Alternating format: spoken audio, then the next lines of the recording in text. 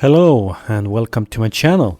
So today I will talk about AWS Software Developer Kit method called ListLayers.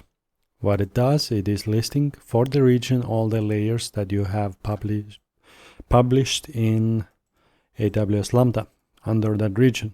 And it's also returning the latest version of the layer. So it is especially useful when you want to update your functions later to the latest version of layer. So let's get started. I will close this window for now. Let's quickly review the documentation. So compatible architecture and compatible runtime. These are filters only. So if we, let me pull it back for one more time. If you look at the layer table, you can see that it is providing the compatible architecture and runtime. So right now these serve only as a filter for the end result. The marker is for pagination, and max items is how many layers the AWS Lambda is returning with one API call, and we will get to that soon. To get started, I will open the function that I have pre-created. I also have created the function URL here. So all we need to do, and all you need to know, is that I'm including one class that is provided by myself, just to simplify the return of messages from the AWS Lambda functions. So if I'm looking at the URL right now, I can see that what it does, it is basically returning the message. So right now it is returning the helper class, and you can see two methods here, toOK and toError, that are used to display and return the JSON to the user, to browser. So let's get started. If you don't have that class, you can download it by looking into the description below, or you can just return as a simple message. It doesn't matter. Next thing we need to retrieve are the credentials. So let's do if no include credentials PHP return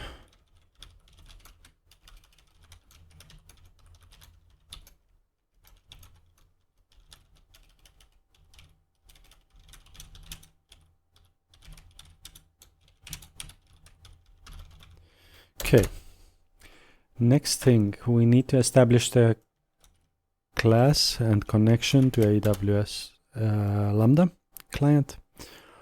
And let's also do some error control here. So if Lambda client is not an object, it doesn't exist, then return. Now what we need to do, so let's set the layer info where I start collecting the results. And let's get the layers.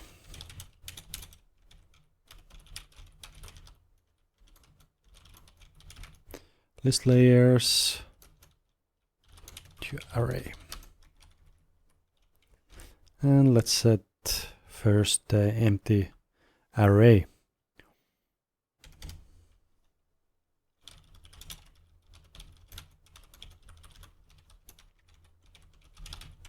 And quick debug, just to make sure everything works so far.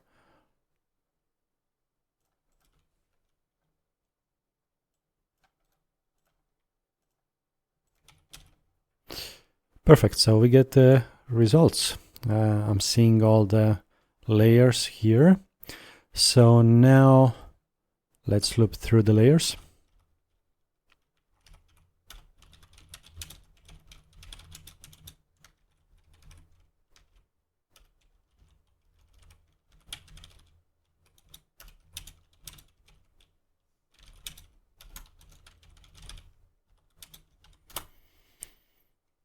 And let's retrieve the layer info from the layer variable.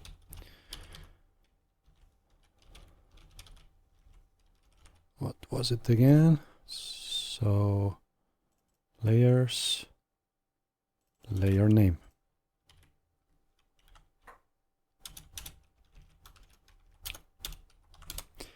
And let's see what else we need. So let's say we want to duplicate the layer name, layer ARN, the created date, maybe for sure the version, and maybe the layer version REN as well. Okay. Let's do like that. Let's keep it here so I don't have to go back and forth between the pages.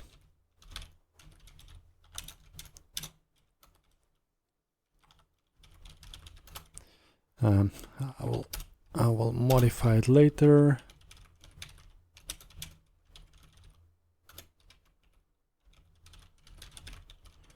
Version REN, version itself, date created.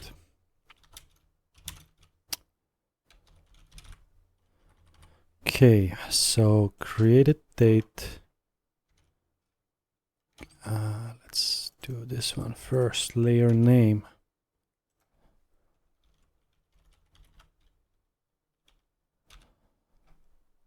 Layer REN.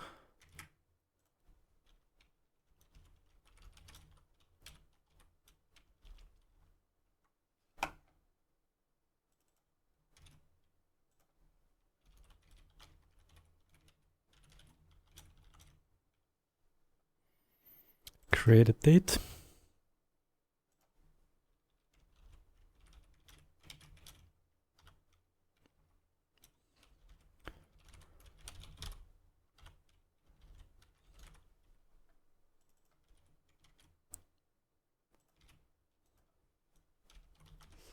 Okay, so now let's test it.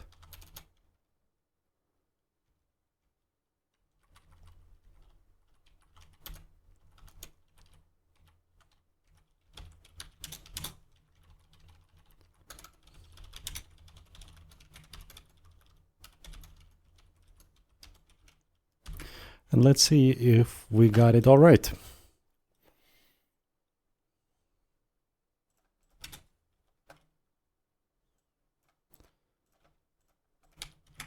We have layer name, layer ARN, layer version, so including the version number. Version number is here, date created is here. So everything is okay so far. Now let's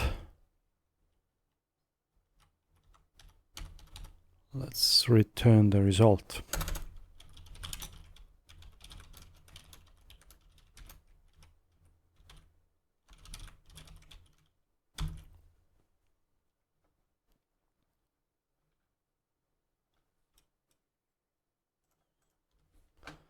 So this one should return all the 3 layers. Yes, so here's the key. Yep, so far it works. So now I want to explain you one more thing, how the next marker works. So if result has a next marker, this is your token for the next result. And there is a way to test it, and we can do the loop. I will do the loop so you can see how it works, how the pagination works with Amazon Lambda. So I need to do this. I need to put this to the do loop. Do while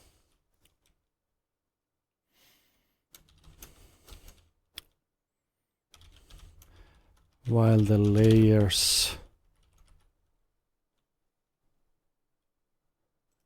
so this one has the next marker. 1 second, let me take a look.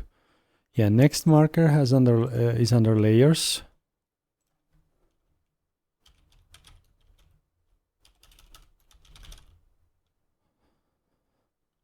So while next marker is not empty, so until this condition is true, the loop continues. So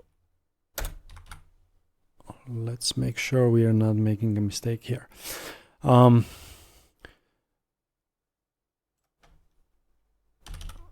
So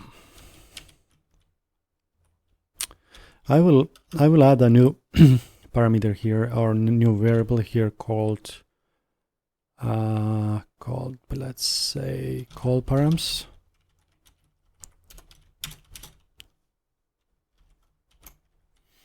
And let's put in the max items. Was it like that? Max items. Just in case, let me copy and paste that one. And let's say 1 item per row. So now the list layer is listing only 1 item per call. And we should have the layers next marker set. Just in case, to not cause infinite loop, let's do like this. If layers next marker is empty, so meaning there is no more pages, let's break. So it is it's just in case. So if for some reason I have made a mistake here, it works as a double check for me. So I'm adding this one here, and if it's not empty, we will add the marker to the call params. Marker is here. So call params marker equals layers next marker. So basically next time when I'm running the do, now the call params has the marker that was given on this line. So when it's going back, it should, in theory, it should grab the next page. So let's test it. Let's hope I don't cause infinite loop. Yeah, so the result was the same. So it returned everything according to the plan. And yeah, so now you know how to use the pagination.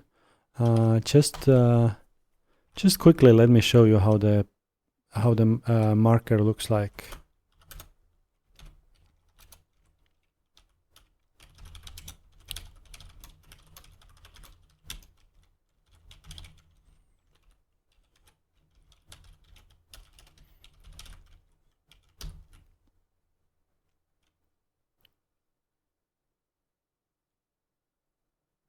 Let's wait it to update, and then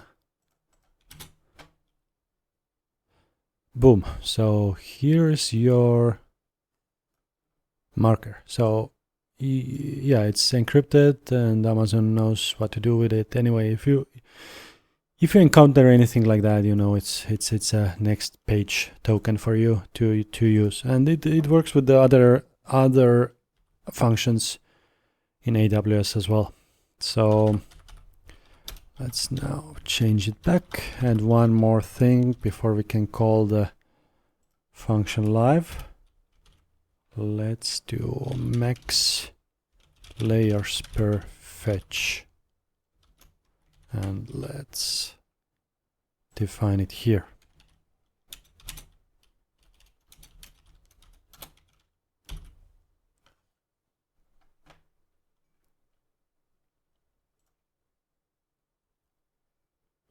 Line number 29. Yeah, of course. And let's do that to save some space.